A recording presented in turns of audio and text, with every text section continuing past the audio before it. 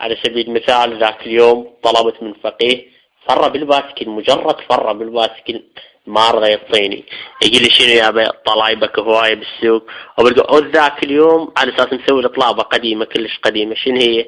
انا اسولف لك السالفة.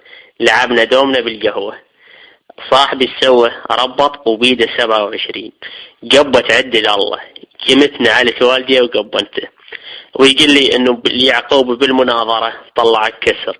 شنو اول سؤال كان لليعقوبي؟ انه اثبت وجود الخالق، اثبت وجود الخالق. انا ايش قلت له؟ قلت له اذا الطبيعة خلقتنا ليش العالم يقولوا لي الله يطيح حظك؟ اذا الطبيعة خلقتنا يقولوا الطبيعة تطيح حظك. زين، هسه عوفنا من هاي السالفة كلها. يا هل يعرف واحد يبيع عرق زين بالمنطقة، بس اللي ارجون لا تفهمون، لا تروحون بذاك الرأي، لا تفهمون غلط. اريد اروح له وانهى عن المنكر، حتى اذا يوميا هم اروح له، واذا اكو بيت بعد مالك حاب قلوا لي حتى اروح لهم، واذا اقتضى الامر ابات لاقناع البنات بالتوبة. اريد اقول لكم شغلة، اذا تجمعوا لي 5 اوراق السهل وياكم حيل، وحلل لكم شغلات انا يمي ما لكم علاقه لا بذاك ولا بذاك. انا حلل لكم شغلات هوايه كلش بالصلاه، واسوي مثل الصلاه يوم واحد بالاسبوع، يوم واحد، هذا كل الاسبوع بس يوم واحد، واقلل لكم عدد الركعات، بس ما اريد الحكي يوصل للصرخي. تدري ليش؟ لان يظل يسوي شغلات بس على العناد. قبل فتره جمعوا له ورقه وظلوا يقولون وقفه.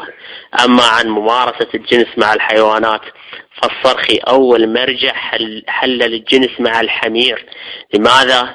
لان بعدين تأكدنا انه يا جماعة مطينة تشنفلس وحلل هاي الشغلة. من نرجع لها، ممارسة الجنس مع الحمير هي شغلة من تتنوع لها حرام جدا، بس انه راح للحوزة ما اقنعهم، والصراحة ما اقنعهم، بس سواله لعبة منا. انا حكيته قلت له ولك عيب شنو السالفة هاي؟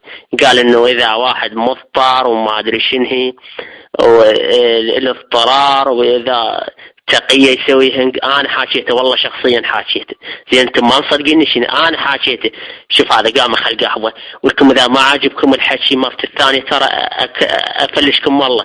انا لا مسودا ولا اكسر رجلي، والله اكسر رجلي. قواوي محترمكم وحاطكم صاكم هذا هم خل قهوه هم قام. والله العظيم بعد اللي يطب للجامعه وما يدفع فلوس اختئنيك مطايش. شنو اللغوه هاي؟ محترمكم صار ساعه ما طرت عليكم، ما عندكم انتم مطمط يلا طلعوا برا. زين لو لا صار ساعة لا تخلوني اظل اتشنفص بالحكي. جيبوا لي واحد